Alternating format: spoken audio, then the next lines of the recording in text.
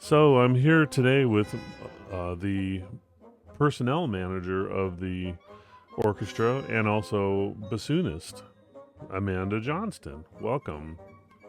Thank you. Thanks for having me. It's really nice to have you here. I've been looking forward to talking to you and learning more about your background and insights into the orchestra. One of the Thank things, you. one of the things I love about doing this podcast is that as a kind of newer member to the orchestra, um, it gives me a chance to, learn about, everybody in the orchestra. And in a way, too, when we're talking about the history of the orchestra, the history is not the orchestra itself, it's the people who are in the orchestra. So by meeting people on a one-on-one level, it really deepens and enriches the whole history, and I really like that. So thank you for being a part of that. Yeah, thank you. I appreciate all the work you're doing, chatting with people, documenting our history. I'm really excited for this. It's my hope too that eventually that one of the end results is that people are going to know more about us, and there's going to be more people in the seats for the concerts. So if we can reach more people by doing this, then that's a win-win for everybody. Absolutely. So let's go ahead and start with you. So you play bassoon. Tell me a little bit about your journey when you started bassoon. Yeah, sure. So I started playing bassoon in the seventh grade. I originally started on oboe the year before that, and I went to a really small school in a pretty rural area, and my band teacher approached me in seventh grade and said, we haven't had a bassoonist here in about 7 or 8 years. Are you interested in starting bassoon? And I didn't know what that was, but I said, yeah, absolutely. Took one home, took it out, and just totally fell in love with it. So I've played it since then. I played it all through high school, all through college. I took lessons for a period of time in college. Graduated college about 4 years ago. Yeah, 4 years ago now, and I've continued playing in community groups. Wow, you sound young. College for me was much more than 4 years ago. I left college in 1986, just to put that in perspective. Gotcha. Yeah, I was out for about 4 years. I graduated college in 2021, and so 5 years ago now. And I'm actually back in college now, um, and still playing. And so it's strange being back. So you started out on oboe, and then you transferred to bassoon in seventh grade. Hmm. And obviously you like the instrument. It's a great instrument. I've always enjoyed the sound of the bassoon. It's a very distinctive and very unique sound. And you, I agree. I really like how versatile it is. I really love the tone of it. I also really love just it's sort of a wacky instrument, which is fun. I play in, I have some friends who go to a church in the North Hills area, and they invite me to play with their church for like Christmas Eve events and Easter events, and I play bassoon there. And so many people come up to me and they're like, "What are you holding?" And so I love getting to talk about it. it's definitely a conversation piece, to say the least. Yeah. So I guess my next question for you would be, what was your journey that brought you to the Philharmonic? Yeah, good question. So, I moved to Pittsburgh,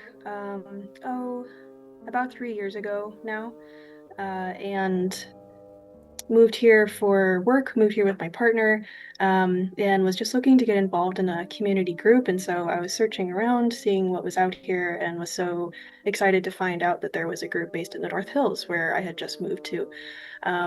And so I reached out to them and asked, hey, are you guys looking for a bassoonist? And they said, yes. Can you come immediately? And I said, well, I would love a little bit with the audition materials, but came by a few weeks later. And yeah, I was very lucky, very excited to be accepted into the group. I really like our bassoon section. Benjamin, the other bassoonist, I think he's very, very good. I don't He's phenomenal. I don't know anything about his background, but I can just tell by watching him and listening to him play that he's very experienced and has a real command of the instrument. Yeah, oh, absolutely. He's phenomenal, and he's such a great principal too, in so many ways. I mean, he has such a great mastery over his instruments, such great ideas for like musically, and also really great as somebody to take direction from. It's a really great opportunity. So, how long have you been with the Philharmonic now? So I've been with the Philharmonic, I think, since February maybe of 2023. I see. So it's been 2 years. And then, what brought you to be personnel director? Yeah, so I think that's been about a year, maybe a year and a half that I've been personnel director. So that was just an opportunity that came up, and our board president, Mike Lockman, had been doing the personnel duties for a while, and was wondering if anybody might be interested. And I thought that sounded like a nice way to do more for the orchestra. And so I said that I would be interested in it. And he was very excited about that, and it's been really fun. It's really nice to be someone like, at auditions, that I'm sort of the first person that they see. I can welcome them in, or over emails. Also being sort of like a touch point for lots of different people at the orchestra for lots of different things going on. And so it's been fun in that way. Well, you're doing a fine job. Thank you. I auditioned January of 2024, so I've only known you as the point person for the orchestra. Yeah, okay, so it's probably been more like 2 years then. I think I probably picked it up pretty close to when you joined then. It's crazy to think about. I can't believe it's been that long. Time really flies, doesn't it? It does.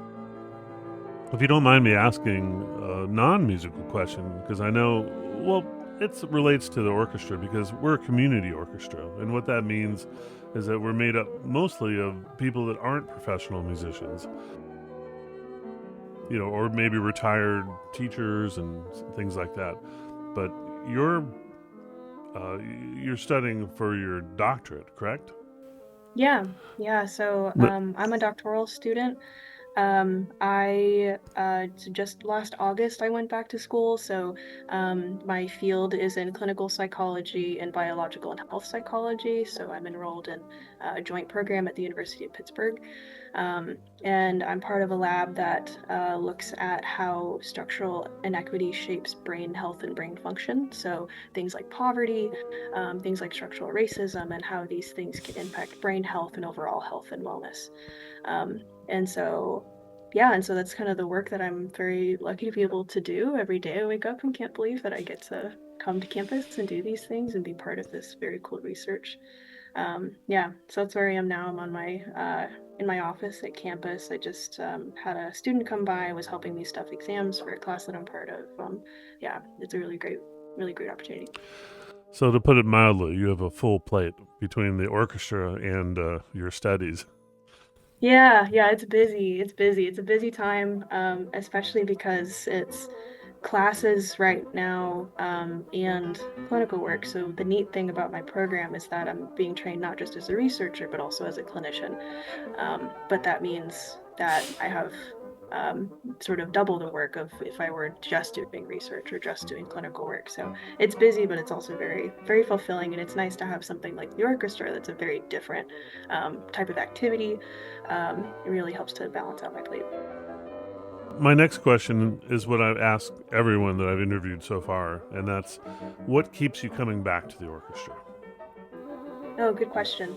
I think the best part of it is the people. I mean, I love playing music. I love playing bassoon, and it's a really great opportunity for that. We have really good repertoire. But I think more than that, the orchestra, as you were saying, it's made up of the people that are in it. And so I love the people that I get to interact with. Our new music director, Jeffrey, I mean, he's just phenomenal. So great to work under. Ben, the principal bassoonist, he's fantastic. The members of the board, the members of the orchestra. Yeah, that's definitely the best part of it. I've played in other orchestras where they didn't have that really great personal quality, and you can feel it. You can tell that people in this orchestra are very passionate about it and really love being a part of it. That's a really great point. For me, one thing I've noticed about this orchestra is that there's so many different types of people as individuals in the orchestra. lots of different backgrounds, different personalities, whatever. But the one thing that we all have in common, and it's really obvious, is that the reason we're there is that we want to play great music, and we want to play it at the highest level that we can, and under leadership like Jeffrey is giving us. And that's the reason, everyone shows up. And I love that. Yep. That we're truly unified in that way. Yep, I agree. Okay, so my next question is going to be, now that we're in the orchestra, what do you see as a vision going forward into the future?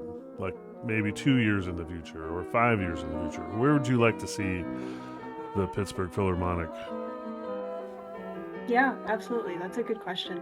I think that Jeffrey's taking us on a really good track. So something that we talked about when we were looking for a new music director was thinking about where do we want to see the orchestra and who do we think can help us get there. And I think something that would be really great is we're working on playing repertoire that is very high level, but also at a very high level. So really doing good work with it, putting in good time with those things. And so I would like to see us continue in that trajectory of playing at a very high level, and then also being more integrated in the community. So I think having things like, like we recently made our children's tickets free because they used to be discounted, but we thought, people are paying $5 for these tickets, we may as well make them free, and then we can get more families coming to see us. Things like that, things like our summer side-by-side program where high school students can come play with us over the summer are incredibly valuable. Things like we make, or Jeffrey puts together slides for the orchestra that are looking at, like riddles and like trivia about the music to like increase people's like knowledge of the pieces that we're playing, things like that. So I really love that aspect of it, and I think being able to be a community orchestra is really valuable. And so I love sort of seeing that integration into the community increase, and I'd love to see it continue heading in that direction. That's also part of why I'm doing the podcast, in hopes that it'll integrate with, maybe the younger community that's more in touch with social media and digital formats, less likely to read a newspaper or listen to the radio necessarily. And exactly. And I'm also hoping it'll pick up steam on its own. People will easy for them to just share it and link it, and you don't have to buy a little spot on advertising to do it. So that's my hope. It's a great idea. So that's pretty much it for the interview. If you have anything else you want to add, feel free. Yeah, sure. No, I mean, I think if I were to add anything, I would just say how much I have totally loved and enjoyed playing with this group, how much I really appreciate and respect this group. And I'm just very happy for the opportunity to play with them. I'm very happy and grateful for the people that are involved for making it what it is. And so I think if people have the opportunity to be involved, either playing with us, coming to see us at concerts, sharing our posts, listening to this podcast, I think it's all a really great thing and a really great thing to be a part of. Well, we sure hope that you will be with us for a long time. Planning on it. Very good.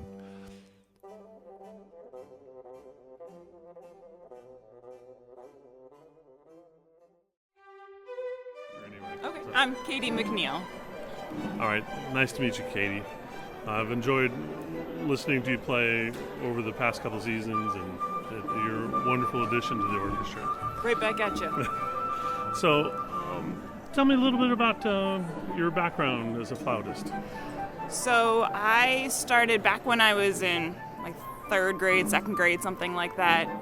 Enchanted by the sound. My grandmother used to play James Galway records, and so I wanted to be James Galway. And so my folks actually got me into music a little before the school process, and it just became part of my life. It was a second appendage for me when I was in high school and all that stuff. Majored in music in college, loved it. But then, as happens to many people who are not professional performers, you graduate with your degree and then you don't touch your instrument. And so my next question is, what was your pathway to ending up in the Philharmonic. I figured that's where you're going, so it's just kind of naturally progressing that direction. But I had actually dropped the flute for, 10 years or something.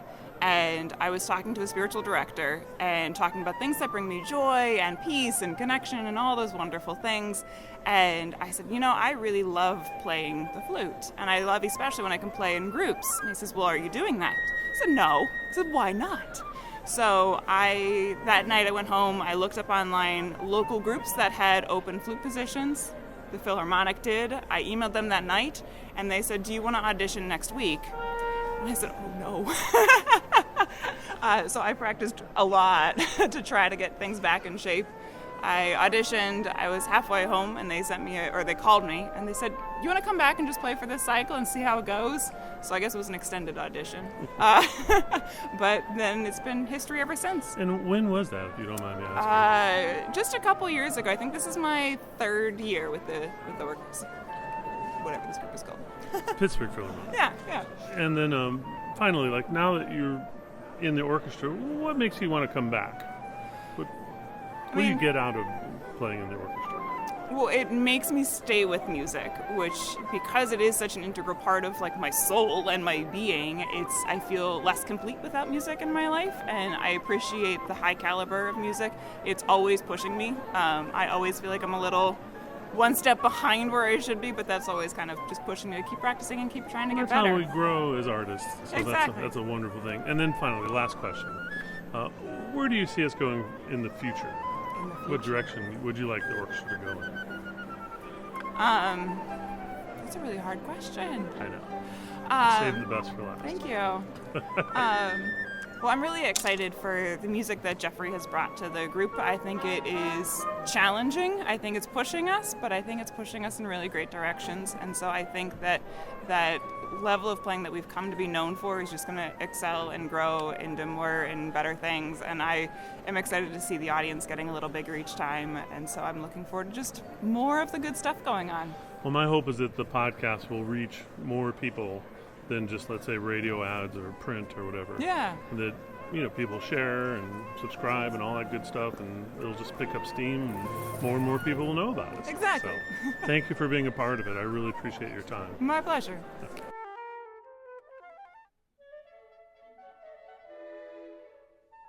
So, tell me your name. My name's Katie.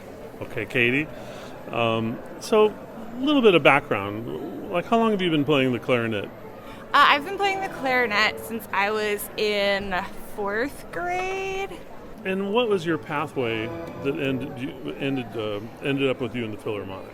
So the former director, Daniel Curtis, I knew him because I went to CMU for clarinet performance, and he needed a sub one concert, and he contacted me and asked me to sub. So I did that. That was actually during his last season, and then a spot ended up opening up, and I took the audition, and I am still here. Congratulations. We're happy to have you with us. Thank you. And then, what makes you want to come back? What do you enjoy about being in the orchestra? So I've done, as many when players have, I've done a lot of band playing, which I love that, but the satisfying thing about playing in an orchestra is that there's one on the part. Whereas in a band situation, you've got 4 people on your part, so it's a little bit more soloistic. Excellent. All right, well, thank you very much for your time. I really, really appreciate it. Yeah.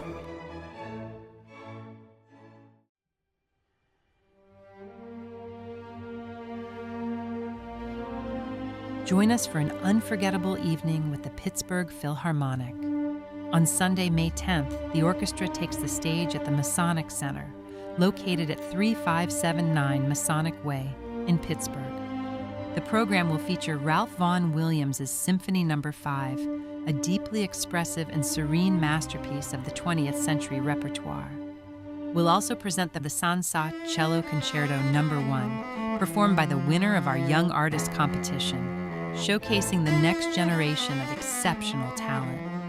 And in celebration of new music, the concert will include the world premiere of The Village and the Hero's Last Stand, a powerful new work by the Young Composers Competition winner, Jay Pizak. In addition to the concert, we're proud to continue our commitment to music education through our annual Student Side-by-Side program. Students entering grades 8 through 12 are invited to audition for the opportunity to rehearse and perform alongside members of the Pittsburgh Philharmonic.